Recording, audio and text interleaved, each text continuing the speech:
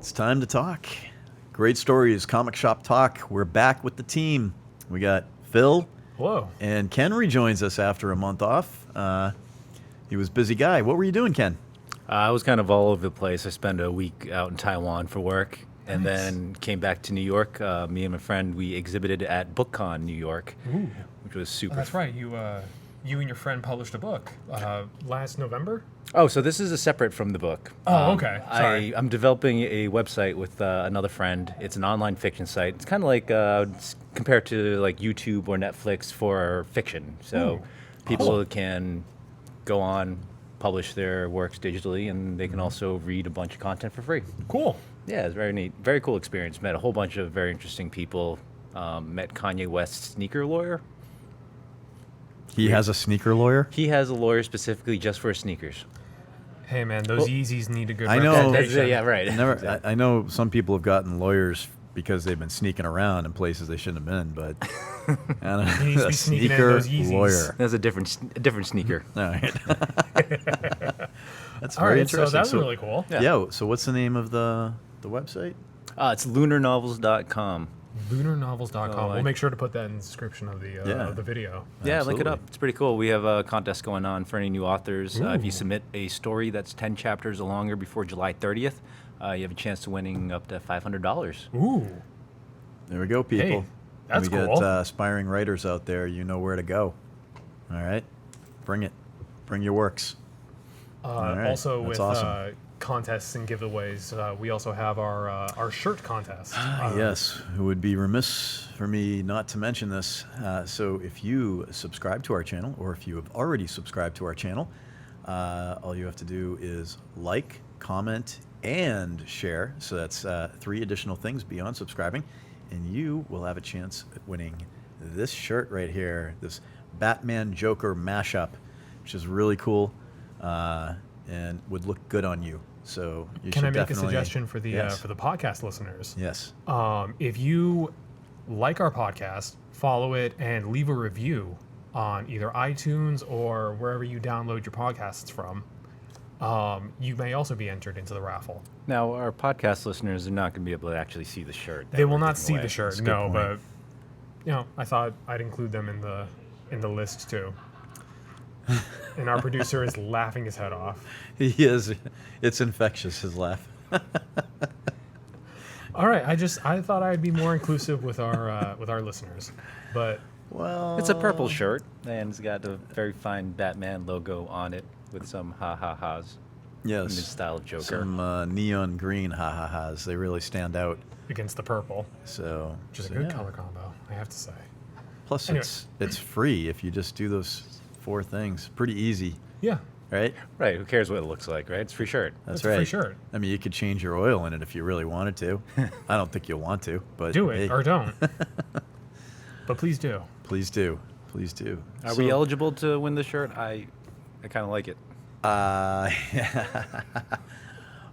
Yeah, I guess if you subscribe, Oh, man. like, that's comment, and share. Yeah, it's like 3 things, though. That is, that's a lot of work. It's a lot of work. That might actually be about, what, minute and a half? Well, it depends on how wordy you are with your comments, I suppose. You're right. Yeah. No, it's going to be super easy. Everyone should totally do this. Yeah. Yeah, Yeah, take 1 second. no doubt. Yeah, definitely do it. If there are any comments like Grim likes to make on our YouTube channel that we can't, like incoherent comments, he's not laughing. He's not paying He's not attention even right listening. now. This is great. I can slam him without him knowing. Elves are better. He's looking at me right now like, are you talking about me? Anyway. I'm always worried. I'm always worried, Graham. So yeah, just hit us up and let us know how we're doing, and if you disagree with our comments here today, that's even better, because we'd love to hear some differing opinions out there. I disagree. I'm going to have a whole thing about your pop culture talk, just to let you know in Oh, advance. good. I'm glad. I have some very strong opinions about what you guys said, but Okay. neither here nor there. Really? I'm always. I I'm can't always wait. Open It's more there, I think, than here right now. I'm always Awesome. open to conversation. So Is it going to be about Godzilla or Game of Thrones or something else that we were talking about? Definitely Game of Thrones. Oh, okay. All right, cool. I look forward to this. Okay. All right, yeah. Well, bring it Maybe up I some won't other have time. to, read the board. I could actually, Just we could have the take talk that here. one offline at some point. Anyway, so We'll we have a are debate here to team. talk about comics today. Yes. So what's our lineup here? I think we should allow Ken to kind of introduce some Yeah. of the books that we're going to be discussing this month. Let's start with DC since it's kind of a DC heavy month this week. Yeah, We it had is. a couple pretty big books that came out. The first one we're going to talk about is the latest from DC's Black Label. Yes. It's the latest from superstar creative team Scott Snyder and Greg Capullo, who'd had a very revered run on the New 52. And this is supposedly their final Batman story, and it's appropriately titled Batman Last Night on Earth.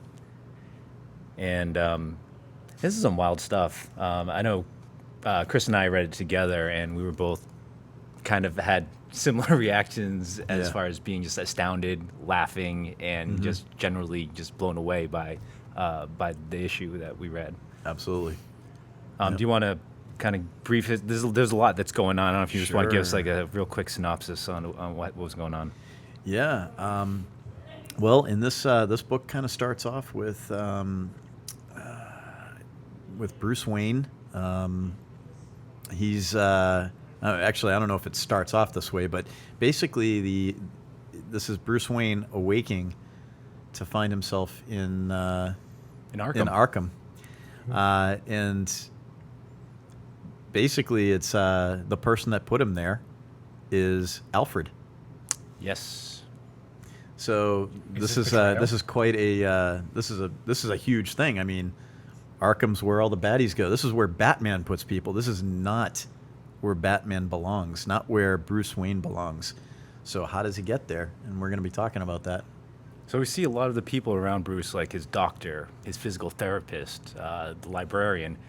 These are all normal in this world. They're all normal people, and Batman, well, Bruce, his whole Batman has been just a manifestation of his insanity. And in this world, Bruce was the one that murdered his parents, and afterwards sent him off the deep end. He went to Arkham, created this character of Batman to sort of shift the blame of his actions onto this gallery of villains who are essentially just employees at the Arkham Asylum that he's staying at. That's right. I mean, it's actually, now that I recall, it does start off as kind of like almost like a standard, Batman the Detective story, right? Yes. With I believe chalk drawings, Yes. 5-foot sections over the course of a year. Yes. So it's not like it's got a really good hook. Very interesting, and then he discovers over the course of 363 days of these chalk outlines appearing around the city that it forms the image of him. Yeah, chalk outline of Batman like dead on the streets of Gotham. Yes. And the heart of it, which is where he died, what kills him, is in Crime Alley. That's right. So he goes to Where Crime he lost Alley, his parents. and he sees this like zombie version of a child out there. He wakes up. He's all of a sudden in Arkham Asylum, like complete shift in story. That's right. And it was very disorientating. And my favorite, I mean, there were a couple of really good parts from the Arkham bit of the story, like when Alfred shows him his cowl, and it's essentially a straitjacket with his cowl is just a helmet they use for electronic therapy. Yes. Electroshock Electro- therapy. Thank you. And they just been shocking his brain. That's right. And there's another scene. He wakes up and he's in his padded cell, and he's looking around for just something to kind of validate his reality. And he finds a hole, like a crack in the padding. He pulls out a penny and a toy dinosaur. Toy dinosaur. Yes. Which of course are very prominent props in the Batcave. So all this stuff's going on, and you're kind of thinking, okay, is this is what is real? What is this all in his mind? Is this like the Bad Hatter doing some kind of mind control thing? Yep. And then it shifts again. You find out that Bruce basically puts all this together, that this is all make believe. Yep. And he calls out Alfred and says, Alfred, what's really going on? Tell me the truth. And we find out that Alfred has basically made this simulation in order to try to bring him back as Bruce, Yes. not as Batman. That's right. And Alfred is not what he seems either. in a certain manner. When you see Alfred, he's like the Alfred you see in the New 52. He's probably somewhere in his like maybe 60s. But when Bruce confronts him, it turns out that he's been cloaked. And when he turns off his cloaking, appears much older. He's probably like 90, 100 years old. But you can clearly tell that time has passed. Yes. And Alfred lets him in on the secret, which is that he's been reborn and he's been brought back to a world where basically the villains won. That's right. And also the story, as it turns out, is not that the villains did win, but it's a new villain. It's not any villain that we've ever met before. Right. It's a character they call Omega. And it seems to be tied to, you imagine it's tied to Darkseid because they mention the anti-life equation and that, he's gained power with it. He's able to control human beings, and he has at one point he has an army of, they look like zombies wielding Green Lantern rings, and he's just using them to manifest these giant babies. I guess so. I thought Literally, as you said that, I opened up to the page. It's crazy. It's something just like, and it's typical Scott Snyder. It's just crazy writing. It's just completely off the wall stuff, but it's so cool. Very cool. It's very out there. Very. Yep. I don't know. Is he projecting something right now, or I'm kidding. Yeah. that was a projection joke for The rings. the rings. Yes. Yeah. Sorry. Good I'm one, sorry. Phil. You're forgiven. Thank you. It's my job to cut the puns. I will wear that P on my chest and put the dollar in the jar. Did you just say you're gonna wear that P on your chest? That's. Yeah. Who you calling a peon?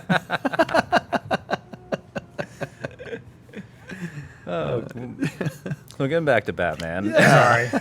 Sorry. Speaking of jokes, we haven't mentioned that part of it. Probably the coolest part of this story is the introduction back of Batman's greatest foe. And the Joker comes back in the most surprising way. I mean, it's not just the Joker, right? No. The Joker's head is in a jar. He was mounted to a lamppost. Yeah. And somehow he's still conscious and making with the ha-has. Yeah, He makes some pretty good jokes in there. that's right. He He even wrote- wrote a poem for Bruce, Yes. Batman. Well, he wrote one. We heard a couple. It didn't seem like any of them were actually the poem. No, he's still remembering. Yeah. I do remember he made mention of the man from Nantucket. Yes. Yeah. Funny stuff. Yes. But anyways, in this world, villains have taken over. Yep. Wonder Woman is taking a bunch of the survivors and taking them into Hades. Yes. And she's just basically quitting the world. Superman hasn't been seen for years. No one knows what happened to him. He's just assumed to be Suspected dead. Yeah, assumed to have fallen. And we have this Batman that actually isn't, he isn't really Bruce Wayne. He's a reconstitution of Bruce Wayne, right? That's right. Yeah. Apparently, they developed a machine. When I say they, Batman. Wayne Industries, I suppose, Yeah. in some level, created this machine that allowed anytime Batman would leave this world or Bruce Wayne would leave this world, a new Bruce Wayne would take his place Yeah. with all the same memories and same mission. And this was a callback to the end of Snyder and Capullo's 52 run, where at one point, Batman and Joker kill each other. Batman is dead. James Gordon takes over as Mecha Batman for a while. But then Bruce Wayne mysteriously appears. He has amnesia, and he doesn't remember being Batman. He's essentially just Bruce Wayne at that point. Right. And they use this machine to basically reinsert the trauma and memories of Batman into his brain, and he's then like just reborn as like he remembers he's Batman. So nice little callback to Snyder's and Capullo's run. I like how they tied that back into this story. Absolutely. But it's just bizarre, man. Yeah, totally bizarre story. And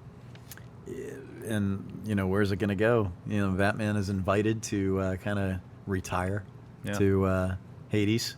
I guess it's kind of an odd place for Diana to bring.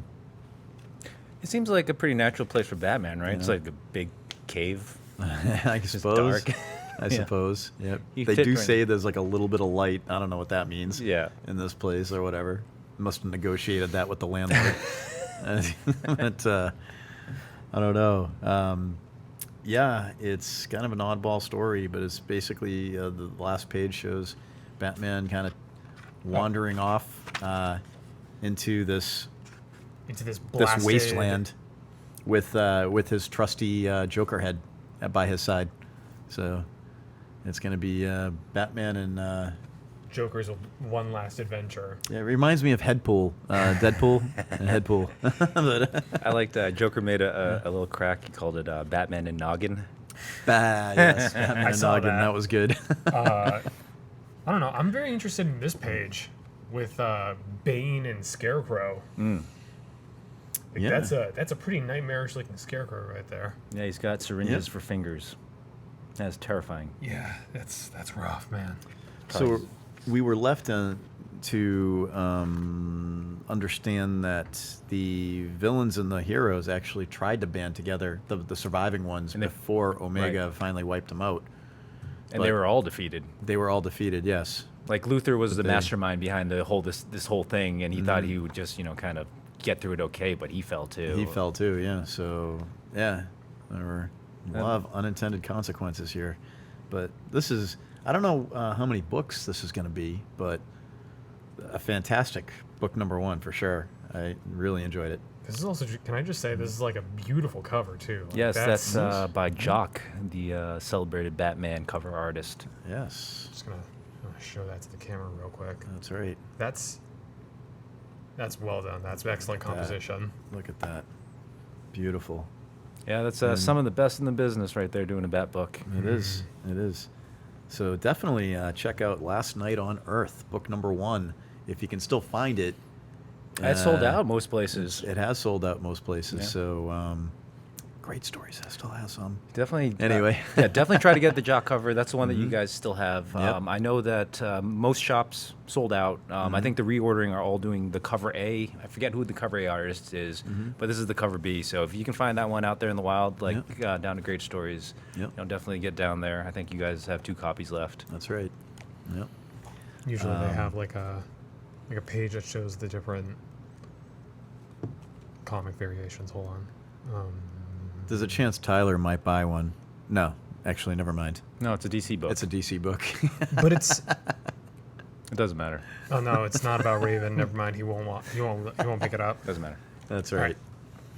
What's up next? All right, next up. I don't know how we follow that one up, quite honestly. No, there's That's- that we have actually we got a good follow up for it, but we have to get through a few other books before we get there. Okay. It's rises and falls. but Yeah, we can't just Hills dump all and our good valleys. stuff right at the front. We got to make them work for it. Exactly. It's ebbs and flows. So we got a couple event books from DC. Yes. Here we have Heroes in Crisis #9. This is the final issue in issue. Tom King and Clay Mann's exceptionally good miniseries or maxi series. I don't know, 9 issues is kind of in between. Yeah. Min-max. So we've discussed this book before. Essentially, the premise is that the big 3, Superman, Wonder Woman, and Batman, uses their combined intelligence and technology to create this sanctuary. Yes. Where superheroes who are suffering from traumatic events, and obviously all superheroes basically are, subject to some kind of trauma in their life. This is a place where they can go and heal from that. But then something horrible happens, and everyone at Sanctuary gets murdered, and it's a mystery between Flash, Batman, and to find out who the killers are. Yes. In the first few issues, we're kind of led down to believe that the 2 likely suspects are Harley Quinn and Booster Gold. Correct. And turns out that was the red herring. fate. That was not the case. So after Booster and Harley go on the run, they're helped out by Batgirl and Blue Beetle, and they kind of help them lay low until everything gets sorted out. In the meantime, everyone else is on the hunt for the true killer. And we get the reveal in the last issue, and it's all tied together right here. So spoilers alert, spoilers Yep. ahead. That's right. It's Wally West. Yes. And what's really crazy about this reveal is that Wally West was one of the people who had died at Sanctuary. Yes. And this was like a really good head fake. Mm-hmm. One of the things that Batman found while investigating crime scene was that the Wally West body that they found was actually 5 days older. So It's like the scene from Saw, the first movie, when the body that's sitting there the whole time. the whole time gets up. Yeah, it's fake. It was a fake. Yeah, total fake. It was a really good feint. So what had happened was that Wally had this whole nervous breakdown because as part of the rebirth, his history basically changed. So DC has done quite a few of these almost like reboots of their universe, and they really usually involve some type of crisis situation. Of course. So in the latest rebirth crisis, Wally's backstory was basically changed. All his family, his wife, they're just all gone. Yep. And he kind of breaks down. And As you do. As you do. And he goes, kind of just has a moment of weakness, and he kills everyone in Sanctuary. And he realizes that the only way to clear his name is if he looks like he's one of the victims. Yes. So he, much like Flash does in Flashpoint, he gathers all the speed force and travels into the future. So, he goes 5 days in the future, and then 5 days in the future, he actually goes back in the past, and he has himself killed so that his body can be placed, and then his past self can then continue running away from everybody. Right. And it was crazy.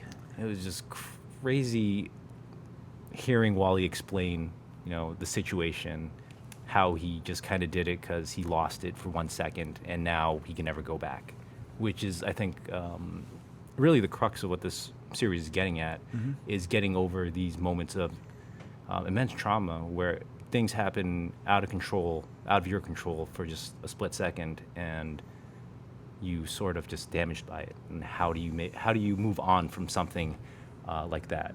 And there was no happy ending in this story. It wasn't like they were able to set everything right. They weren't able to go back in time and stop it and reverse it. Basically, they had Wally just own up to what he did, and he has to go to jail. And in some way, it makes sense that the person that would go crazy and not have the chance to correct an incorrect thought or a moment of weakness would be the fastest man on Earth. Yeah. Right? I mean... The man who can literally run through time makes a moment of weakness, and he can never go back to fix that mistake. Yeah. So it's, because as much as he is physically superior in that way, doesn't mean your brain... I mean, it kind of brings up a lot of, like, really dark type of things that I think people go through in their lives where they have, like, a, not to get really serious here, but, some people might have that moment of thinking about, like, killing themselves. Yeah. Or something like that. Sure. But, the mind works quickly, but the act of doing something takes a lot longer and gives you the time to consider your actions. Yeah. It's that And that moment where you realize that a thought is fleeting, a thought can come and go. That's right. But actions have consequences that can never really be expunged. Like those are permanent. Exactly. So in this case, the fastest man on Earth, his own power ends up coming back to basically do him in. He's not able to reverse his course because of his thought. Basically is transformed into an action that is almost as immediate. That one moment of weakness. Everything was going fine. He thought he was being rehabbed. He thought he was on the way to being healthy again, and just that 1 instant second, which him being the Flash, who knows what a second is like for him. Also, Right. I always wondered that about the Flash. How does he experience time? How does he experience that mentally? So if he can run 100 miles in a minute, he's actively processing stuff a lot faster per second than a normal human would, because he has to react to everything as he perceives it. Right. So Yeah. So it was a solid story. I loved the moments in Sanctuary where they would show each one of the individuals who was there basically just talking to a camera. Yeah. It's like a part of their therapy. Yeah. Right? And how they dealt with, their inner thoughts and their troubles. And, I thought it was very a different way of looking at the characters, Definitely peeling back, that superhero layer and kind of like getting at Getting into the human part of them. right, exactly. The sense of like I don't know, just like jealousy or impotence or just not being good enough, Yep. not doing enough. And I think that's why I've really enjoyed this Heroes in Crisis book. We do a lot of fun, action-packed, zany adventures. Topical stuff. Every once in a while, it's nice to deal with a book that makes you have that serious conversation. Right. When, especially, we're talking about mental health, which is, it's very prevalent in today's. An ever-increasing Sure. concern for everyone. Yeah. Yep. Absolutely.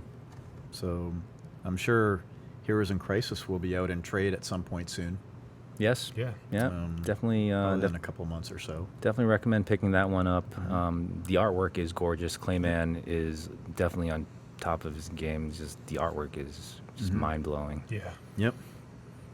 No doubt. So DC is 2 for 2 so Yeah. far in this show. Want to make a trifecta?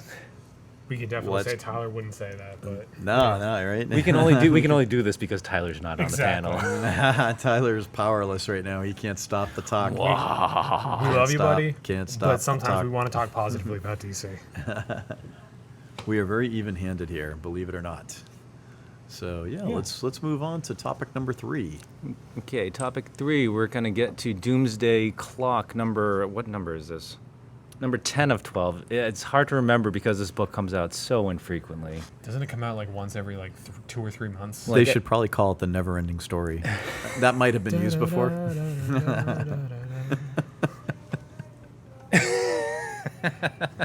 I don't know if our audience can hear the producer in the booth, but he's just started belting out the song and it was legendary.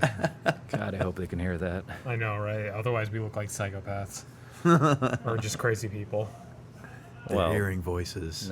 I mean, I can hear them through the headset, so I Yeah, I can really hear hope our mics are picking them up. Anyway, And I have the joy of actually seeing him right through in the booth in the window over there.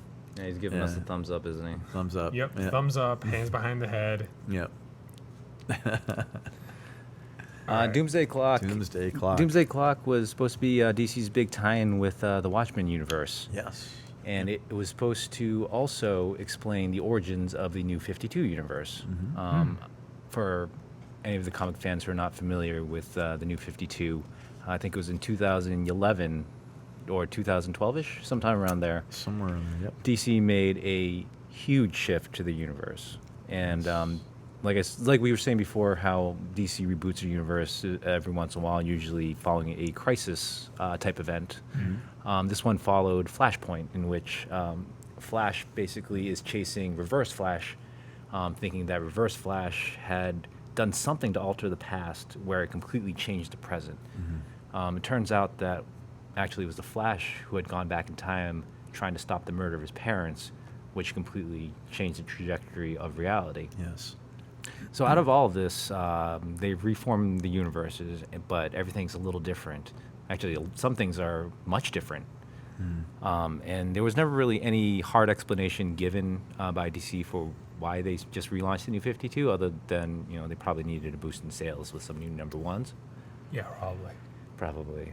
It sounds like a pretty likely story.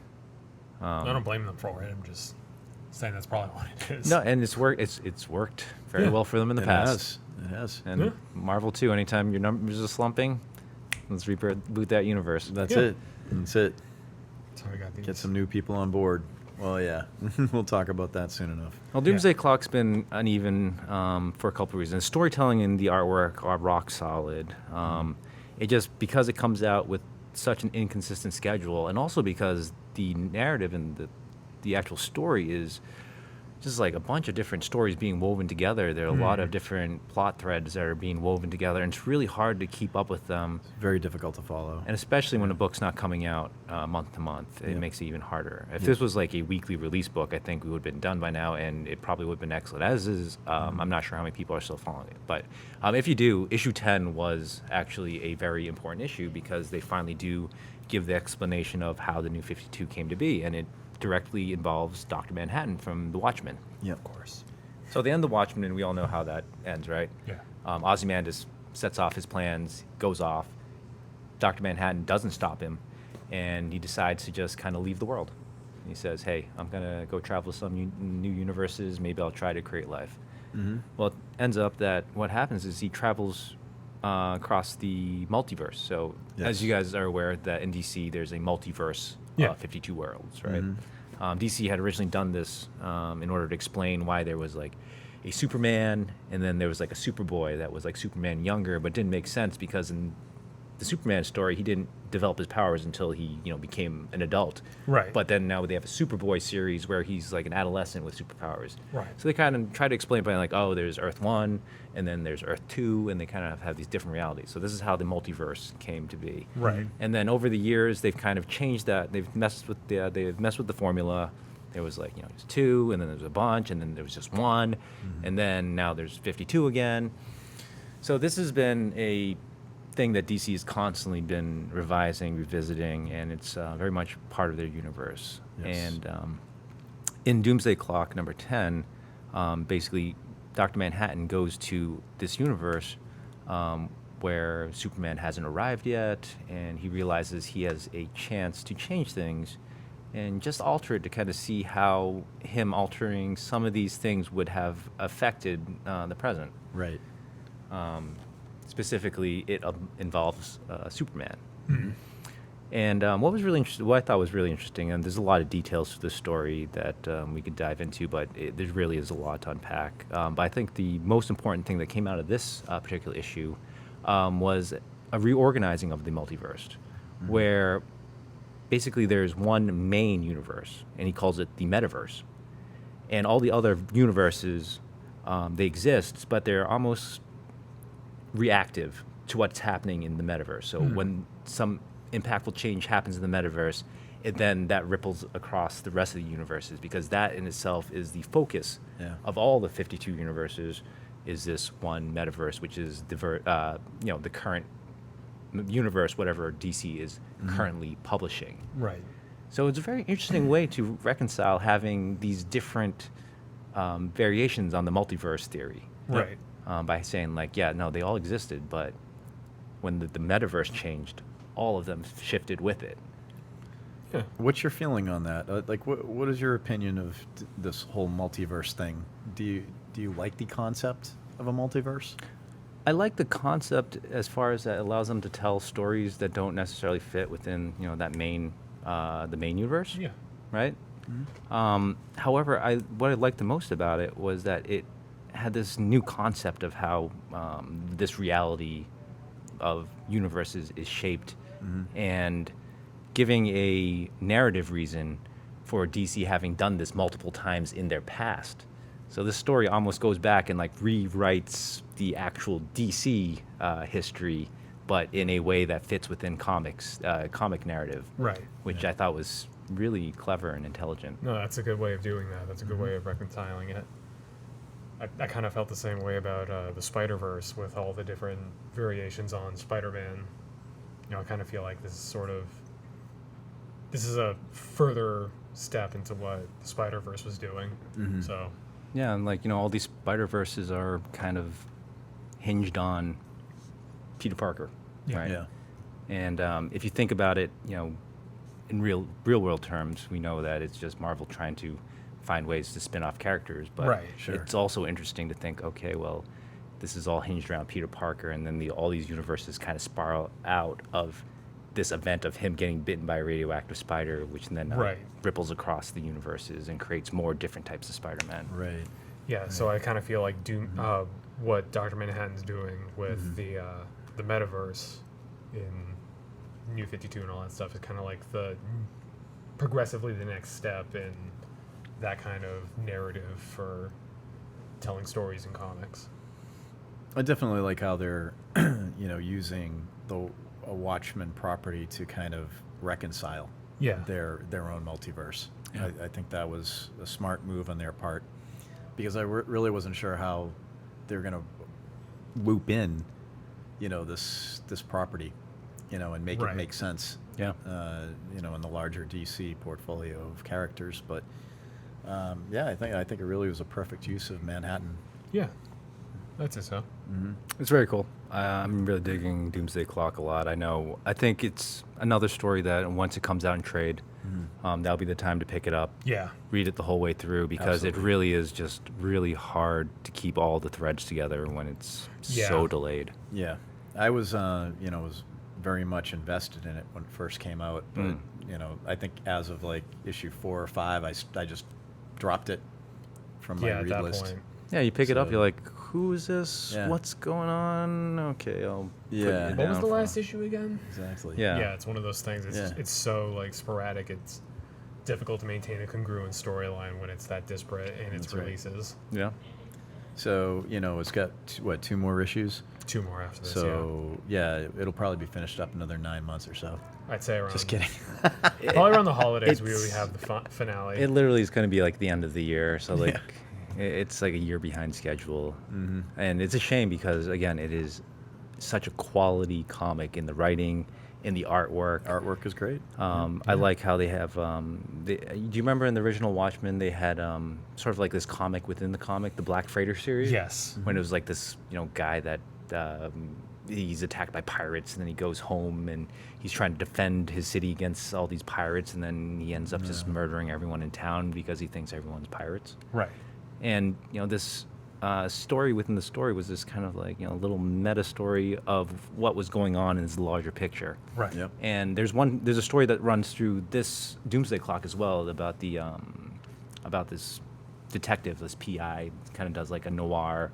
The actor. Yes. Yeah. Colton Carson, I think. Carson. Yeah, it might have been Carson Colton? Yeah, Yeah. I think so. Yeah. So throughout all the issues, there's this black and white detective noir story going. Yep. And that's finally starting to tie in. Like you're starting to see how those that story relates to the Doomsday Clock story. Yes. And I love that they do that because like it really is such a cool homage to the original Watchmen, trying to keep some of those storytelling elements and different framing narratives. Absolutely. Absolutely. Yeah, they did a nice little thing at the end of the of this issue too with the screenplay. Screen. Yeah. Yeah. Yeah, I like that. That was a nice touch, especially with the blood splatter on it. Yeah. Those Yeah. nice little details. Yeah. There's a lot, like I said, there's a lot to unpack there. There's even more. There's another subplot that's involved around the actor that's in this story, and yeah, it's there's just so much to talk about. But Yep. maybe when it comes out in trade, we can maybe we can do a proper end of arc. So that'll be sometime in like I think that would be 2025. great. Yeah, exactly. When the time comes, we'll definitely discuss it. Yeah. I like this little joke with the multiverse thing. You probably can't see it on camera, but Warner Brothers. It looks like Warner Brothers. Yeah. It's the Warner Brothers logo, but instead of a W, it's a B. Yeah. It's a V. I'm sorry. The It's a V. It's VB. the Warner Brothers. the But I just thought that was a nice little like tongue-in-cheek joke about The Germans won in that one. Yeah. yeah. In that That's the multiverse. universe where Germany won World War II. Where everyone has the little nose-wide mustaches. So, what do we have next? We're gonna before we move on to Marvel, we're gonna take a quick stop in Walking Dead land. We have not talked Walking Dead in, gosh, a long time. Long time. Not yeah. even in pop culture talk. I mean, No. which No, goes to we- show something. Yeah. It says something, doesn't it? Yeah. I mean, how None long? of us like Walking Dead. No, I'm just kidding. I used to like Walking Dead. Yeah. I liked the first season. I thought they like the first. I would even say like the first 3 seasons were good. The first 3 seasons were solid, but I say of those 3, the first one was the most solid. Oh, definitely. No, I just for the like the TV series Walking Dead, it just kind of became a wash and repeat kind of story cycle for me. I'd say that's right. Yeah, that's right on the money. I know the comics were like there was like so much stuff going on with the comics, and I just unfortunately I never got around to reading it because when I learned about Walking Dead, through the show, Yeah. and there was already so many issues of the comics. I'm just like that's too much. I don't think I can. I don't have the time for that. Right. But no, a bunch of Yeah. Oh, okay. So what What issue are is your this? thoughts on? Well, my thoughts on The Walking Dead in general is that it almost became like too popular for its own good, right? It almost collapsed under the weight of its popularity. The Yeah. zombie craze for about a decade was the most prominent thing in pop culture. It was Yeah. crazy how popular zombies were. Exactly. Yeah. And, I think a lot of people got on because, it was just kind of like the hot things to see. Right. And then just kind of slowly over time, it just, as fads do, they fade out. Yeah. They petered out. Which is tough because there is still a devoted fan base for this. Of course. That still love it. But now there's so many people that were on it for, that period. And now there's like, it's no good. It's not anymore. I'm over done. it. I'm moving It's like I'm over it. Right. Which is not to say that the quality of the show or the quality of the books have decreased and all. It's just the overall interest have gone. Yeah. That's right. So I think one of the things that the show did was to do something to really shake up the show and also try to attract either new viewers or some of the old viewers that had stopped watching, which was to say like Rick Grimes is dead, or he didn't die, right? He got transported away or something. Yeah. But he's not on the show He was anymore. carted away. Right. This was a big moment for the show. Oh yeah. Yeah. Because this is your main character that the show is centered around for how many seasons? Yeah. I think at that point it was 8 seasons. It's like Duchovny leaving X-Files. Right. It's like, how do Yeah. you fill that void? This is your guy. Well, the comics, Kirkman has always said that the comics have been separate from the show. Right. But numbers of Walking Dead, the comic, have dropped off significantly Yeah. as well. So, Kirkman has always said that he's planned the eventual demise of Rick Grimes Yeah. for the comic. And in issue 192, we get it. Yeah. Yeah. Yeah. So, moment of silence for Rick. Hats off to Rick. Are we sure he's really dead? Yeah, we were sure. For sure. So what had happened is that Rick and his crew of survivors, they go to this place called Commonwealth, and it's basically just like as close to utopian in a post-zombie apocalypse world there can be. They've really started to rebuild a community, and people are safe. They have access to like healthcare. They have access to education. They're really, it's that post-apocalyptic world they see, but it's hopeful and It's not it's not so much a compound as it actually is a community. yes, exactly. It's actually people working together Right, it's a with society. with elected officials. Yeah. They've gotten past that stage of warring clans, Feudalism. Yeah, to Yeah. be like, hey, we're actually going to build something. So they show up, and there's a mayor there, and she leads the Commonwealth, but she's not all completely that good at it. It's Okay. a little inept, and there's people that, is in politics, don't think that she should be in the position. So Rick rolls into town, and Rick rolls into town. Ah, see what you did there, Ken. As soon as I said it, I'm like. So Rick rolls in with his Isn't that group. going to strike in a song for us now? I might will put cut it it in post. Okay, great. It is part of the public domain now, so we won't get demonetized for it. Any opportunities to Rick's never going to let you down. from one Rick to another. That's right. So Rick rolls into town, and he's got his group of survivors, and all the people see how he is. Like just Rick is a natural leader. People Yeah. recognize that about him. They gravitate towards that, and they naturally follow him. And they realize like, hey, Rick, you should probably be our leader. And You should definitely be in charge. Rick doesn't want anything to do with this. He's just like, hey, look, I'm done with this. He's seen what leading people does inevitably.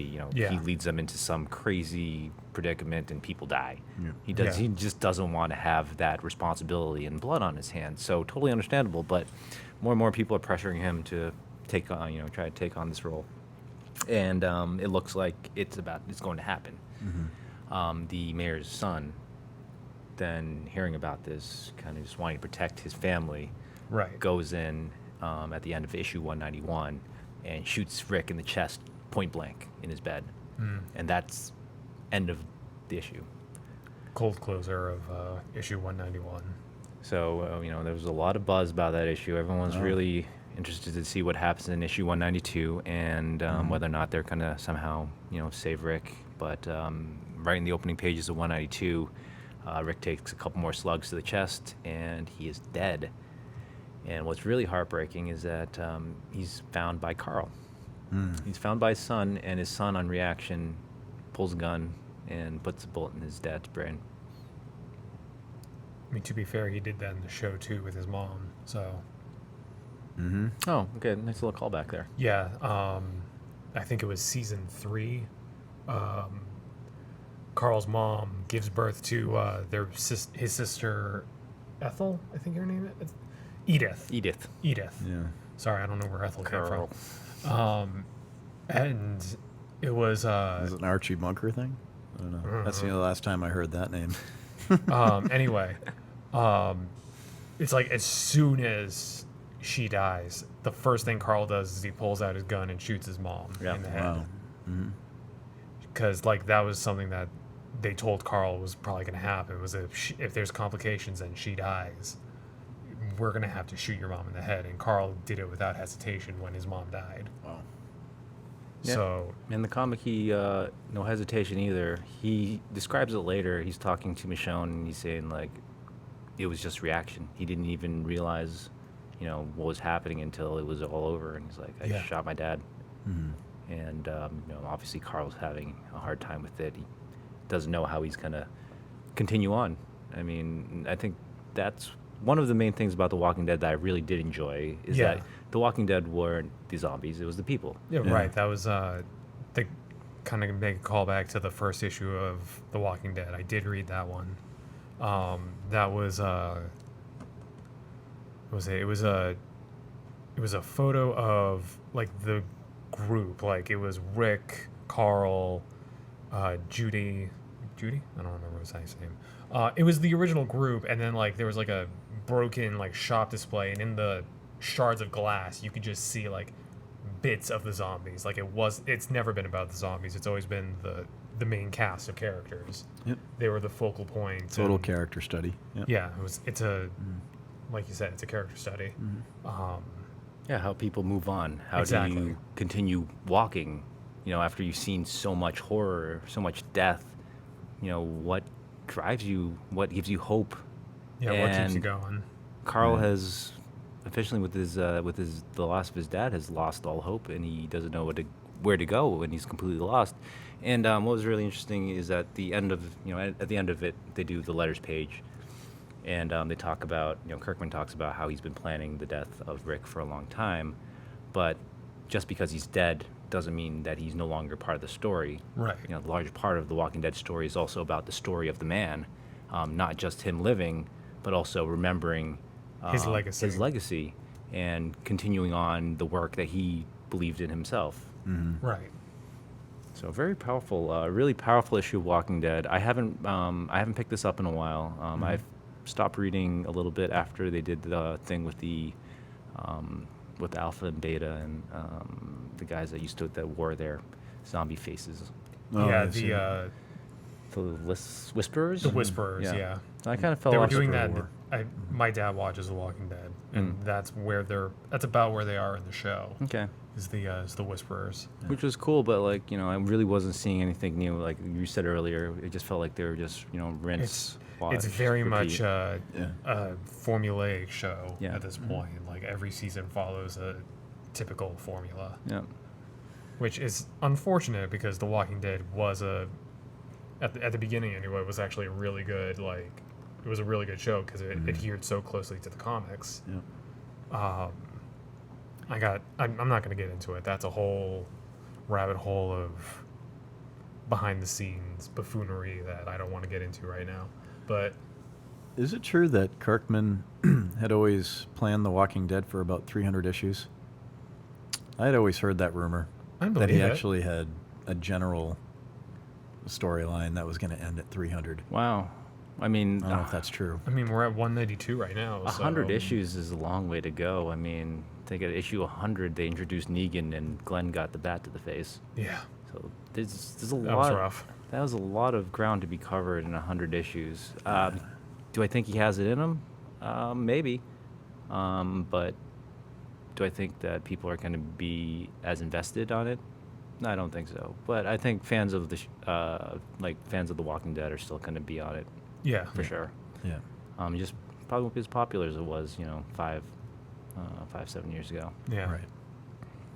But still pretty good. Yep. Still a good series. That's a big moment though. Still knows how to really pull at the emotional heartstrings. And Yeah. there's one thing that Kirkman does do very well. Like, say what you will about his plotting, but he can really write the hell out of a character. Oh, absolutely. It's not Kirkman that's the problem with the TV show. It was the studio. It was the company that was in charge of the production of the show. That's AMC.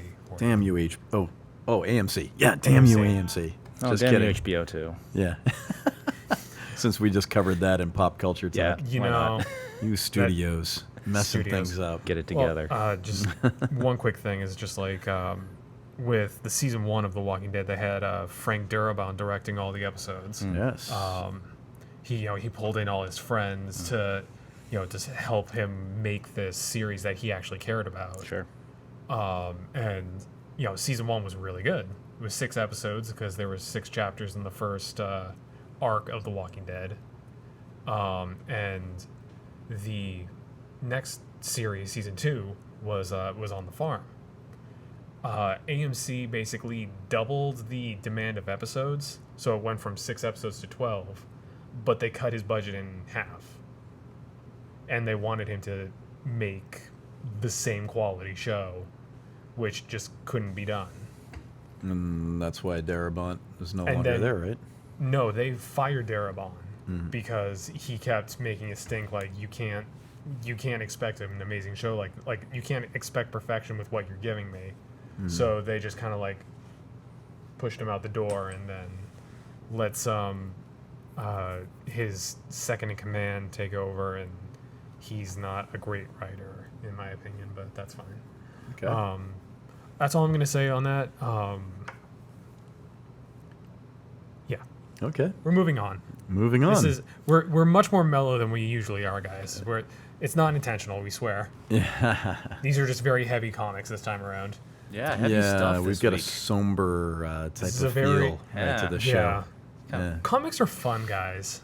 We We're- swear. Well, it is kind of appropriate. I mean, DC is a little dreary, right? And we've done more DC stuff, and we're all right.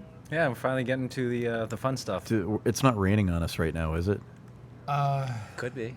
I mean, if it's raining on us right now, we got more problems than just DC, than just like depressing DC comics. Yeah, we can add in post. I'll put in a little like storm just like right there. All right. Well, next we're up. We're gonna talk a little bit about a book that we started talking about last month, right? yeah, we're gonna follow up our issue on Savage Avengers. Savage. We talked about the Savage Avengers last month, and about our Yeah.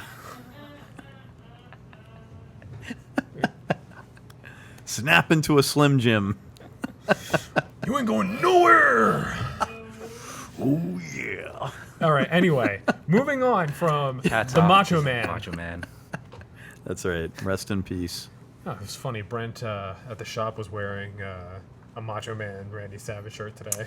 He was. He must have known we were going to be talking Savage Avengers. So we Today. talked about last month. We talked about Conan and Wolverine and all these cool characters making their way into the Savage Land. Savage. Right? Should I just add it in post so you don't have to keep saying it? No, I kind of like saying it. Okay. We're in Marvel Land. We can be more fun now. Yes, but the Savage Lands are also kind of Lighthearted. on the darker side.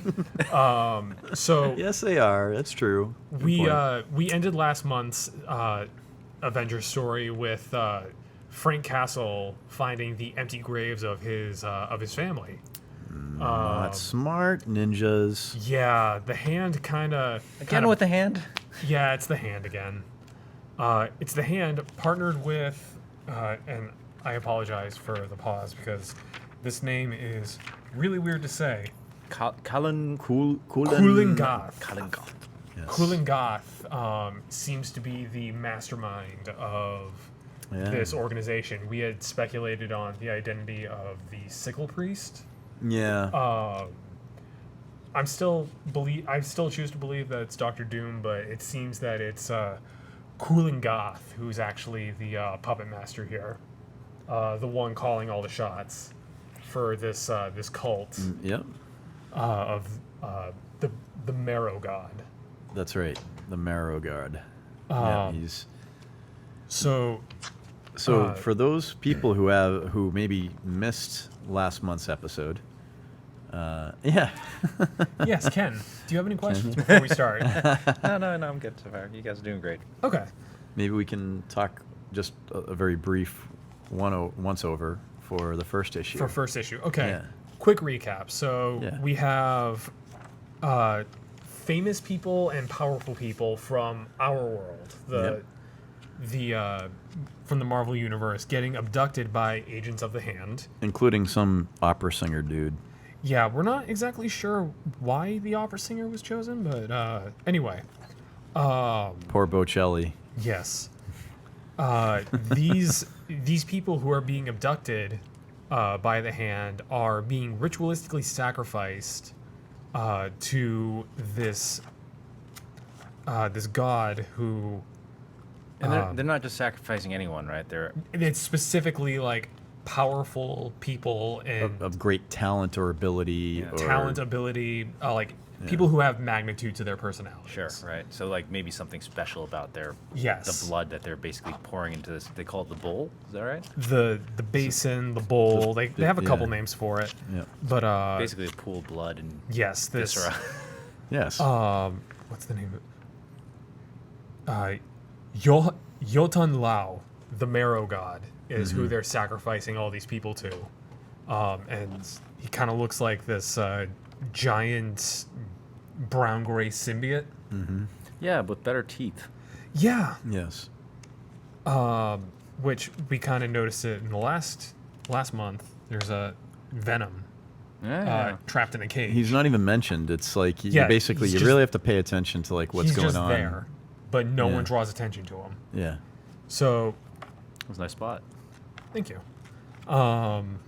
So we're introduced to the first parts of our cast for the Savage Avengers, which is Conan the Barbarian, who gets into a quick sword fight with Wolverine, which is a lot of fun. Which is a lot of fun. They have a lot of witty banter, and Wolverine gets a sword stuck in his head for a hot second, and Conan's just like, "That's never happened before. That's new." They kind of have a tussle, and then they kind of part, not necessarily as friends, but not as enemies either. They're like, They realize that respect. they respect each other as warriors. We have Dr. Voodoo, who, or Professor Voodoo, or Brother Voodoo. Brother Voodoo. Voodoo. He is a friend of Wolverine in this story, and he himself also gets abducted by the Hand. Yeah. He and- marches himself. This is the funny part, though. He marches himself in, knowing that it's a trap, Yeah. thinking like, Yeah, no he big thinks he deal. can- I know what's happening. I know what's up. He thinks he I'm gonna can take care of this. voodoo his way out of yeah. this situation, and it doesn't work. It's a great scene. It's- He whips out this he walks into an executive boardroom Yeah. full of ninjas, and he's like, "I got this," and he pulls out like a voodoo doll of a ninja, and then it just cuts. You're thinking you think he's gonna be like, "Pfft, done, like you're all set, like all you ninjas are taken out. Yeah. And the next thing you know, he's like tied up. Yeah, he's tied up over this basin of blood. It went well. That's where we get our exposition about That Yotan voodoo doll Law. work out for you. And Wolverine breaks in to save Dr. Voodoo. Yes. And inadvertently fails. Dr. Voodoo gets his throat slit by the it. Sickle Priest Yep. with his creepy Carnage symbiote hand. He's voodoo done. More like Okay. we don't. You're putting $3 in. All right. Yep. I owe. I'll let you have that. But yeah, if you notice, that looks a lot like Carnage's hand. Oh yeah. So that's what makes me think that it's like Symbiote. symbiotes and yeah. Yeah, So- there's something about when you also said about the Marrow God. He kind of had like a symbiote build, right? Yeah, With, the symbiote the build, big round dome and the big teeth. Yes. big teeth, the big claws, and And as I we're like- seeing in the Venom series, like there's a deeper history to the symbiote. So Right. that'd be interesting if this tied in. Because there was another thing too, is like all the symbiotes have like names like Venom, Phage, Toxin, Carnage. So like, why not have a symbiote named Marrow? Like it fits with the concept of the symbiotes. So the end of issue 1, it's the Sickle Priest finds that his hand ninjas are bringing in 3 caskets, 2 small and 1 large, and they're like, this isn't what we need. We need living sacrifices. And it's like, oh no, we're doing this to lure in someone of great power who has killed so many. And it's Frank Castle. It's the Punisher. And I loved how I mentioned it last month too, and I still stand by this. Like, who the heck in the hand got this like middle management attitude that they could just like call the shots Yeah. over the big guy? Who is this? What are you doing? Oh, I just decided to do this. That's not what the hand does. I kind of think that it would be what's his name? Kulan Gath, who basically told the hand like, hey, bring these people so we can get the Punisher in here, without necessarily telling the Sickle Priest, because to get into issue 2 now, we learned Perhaps. that what? No, go ahead. Okay, we learned that the Sickle Priest is actually an acolyte of Kulan Gath. Ah, He's a devotee, if you will. yes. I will. So So how do we start off here? We start off with a little bit of a history of the Savage Land, right? yeah, we start out with a little bit of history for the Savage Lands. We get a German World War II pilot crash landing his way into the Savage Lands by what looks to be traveling through a magic portal. Yep. Yep. Just, those random Savage portals. He crash lands into the Savage Lands. He parachutes down, killing dinosaurs as one does in the Savage Lands. Eventually finding his way to the city of Sickles, Yes. which is sort of the centerpiece for this arc. It's where all the conflict is happening in the Savage Lands, where he comes face to face with Kulan Gath.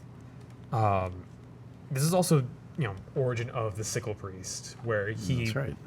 he meets Kulan Gath, and Goth like reaches down, touches his head, and kind of like reads his mind to see like what he's experienced. And you see Red Skull. So Yeah. whoever this Sickle Priest was, he was tied to Red Skull. So It looks like, from that imagery, it looks like a concentration camp.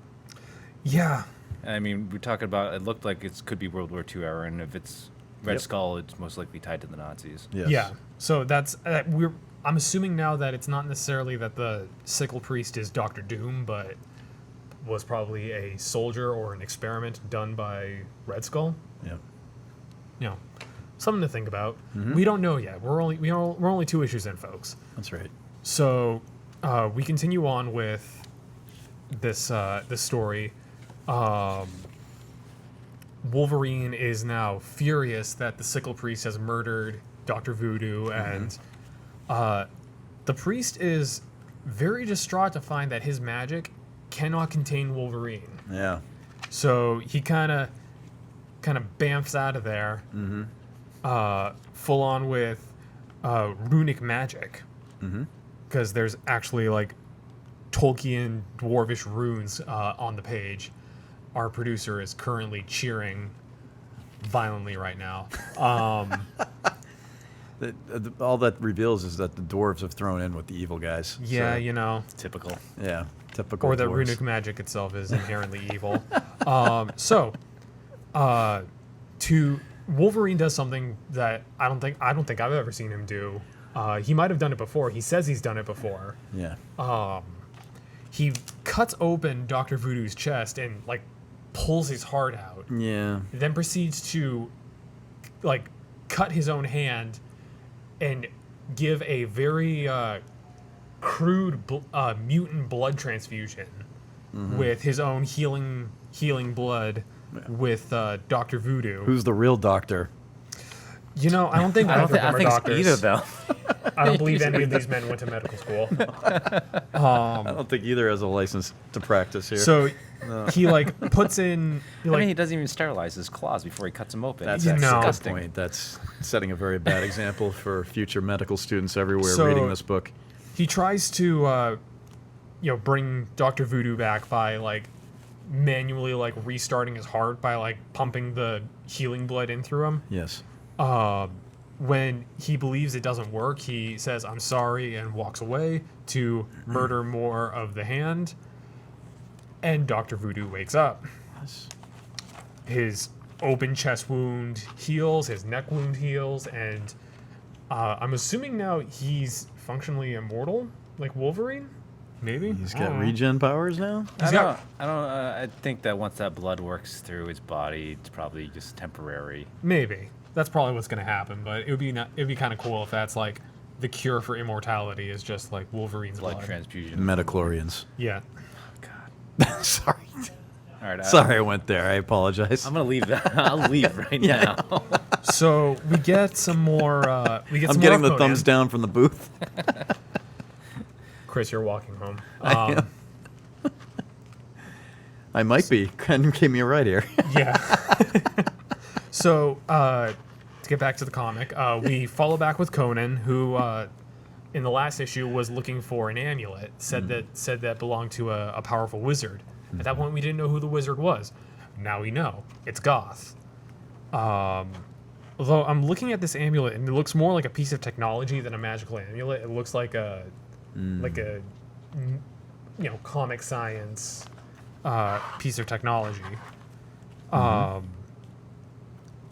Goth sees that Conan is trying to pluck this necklace off of his sleeping body, and Conan's having none of that. None of that reading my mind stuff. So he smashes a bottle on top of Goth's face that's filled with many venom worms. It's venom. It's venom in a jar. Goth is very upset by this, and he proceeds to set venom on fire, as you do. Was it in the comic? It says that Conan thinks that it's a genie trapped in a bottle. Oh, God bless Conan. So simple.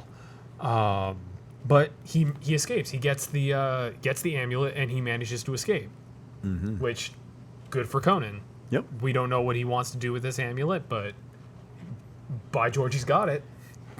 His mission is accomplished. So we'll see what happens with Conan in the now. next issue. So what continues next is Wolverine goes on an absolute murdering spree, Yeah. riddled with arrows and swords and daggers and is. what He's- have you. He's like kind of a. Looks like William Tell had his way with him. Yeah, he's tanking it like a champ. And Voodoo comes to help him. So cool, the two friends are fighting side by side again. Hooray! We get that nice little get together with Voodoo and Wolverine fighting alongside each other. And Yep. did you hear that? I heard something from the production booth. I don't know what's going on. We'll leave them to that. Sounded like someone was dying. So Frank Castle appears. He's made it to the Savage Lands. He's made it to the city of Sickles. Yes. He immediately materializes and is immediately thunked on the back of the head and falls face down on the ground. And these hand ninjas who are all kind of like crowding around and like, oh, I thought he was supposed to be the savage warrior. It was so easy to dispatch him. Hey, what's that thing on his back say? Hold on. What's that on his back? Front toward enemy. To which Frank the Punisher clicks a little detonator that he was holding in his hand. Your boy the Punisher had a claymore strapped to his back. He did. He did. All those hand ninjas, They got ninjacked. they're dead, like super dead. And we get this amazing close up of the Punisher shouting, "Where's my family?" Yeah. 'Cause, He's not a happy boy right now. He's very angry, very upset. And When Frank gets upset, I get excited because usually it means some entertainment. yeah, someone's gonna die. this man over here is going to have a great time. Especially when the hands involved, because like those ninjas are basically like The robots. they're the most disposable henchmen that you can have, and Ninjas are fun. yeah. ninjas are fun. ninjas. Ninjas are fun. And I like this next time panel. Sort of like a nice little teaser. We get a Frank Frazetta inspired drawing of Conan, which I'm always a fan of. I'm a big fan of Frazetta's art style, so the more Frazetta I can get, the more I'm going to be happy. It's a sword with venom. Yes, he's got It's like a venomized sword. It's cool. he's got a symbiote sword. Yeah, that's pretty awesome. Got to have it. So Symbiote Conan. Is that where we're going? maybe I saw. Could be a that. future weapon in Fortnite too. Yeah. I'd watch that. I don't know if I would. Anyway, I was looking into the Savage Avengers at the shop. There was an alternative cover that had the full gallery of what is supposed to be the Savage Avengers, and it's I believe Venom is on that cover. yeah, Venom's on the Yeah, cover. That's right. It's Yep. Wolverine, Doctor Voodoo, Thor, Conan, and Venom are the Savage Avengers. I think there's one more. And Punisher. And the Punisher, yes, of course. How could I forget? We talked so much about him. So those 6 are going to be our Savage Avengers, and Yeah. what's going to happen next? I don't know. I'm still reading the comics. I think people are gonna die. Yeah, Savagely. lots of bloodshed. Yeah. Oh. Sorry, every time someone makes a Macho Man joke, all I can think of is Sam Raimi's Spider-Man from 2002 with Macho Man playing Bonesaw, and he goes, Yeah. "Yo, Brinso, you ain't going nowhere. I got you for 3 minutes. 3 minutes of playtime." Nicely done, Phil. Thank you. Well, that was done. great. That was my introduction to Macho Man Randy Savage, because I did not watch wrestling as a young boy. I did watch superhero movies though, so that's where I was introduced to him. See, that's you didn't realize that wrestling shows were full of superheroes Yes, and supervillains. all the heels, Yeah. all the heels and all the faces. Exactly. But yeah, no, I love that we're getting more stuff for the Savage Lands.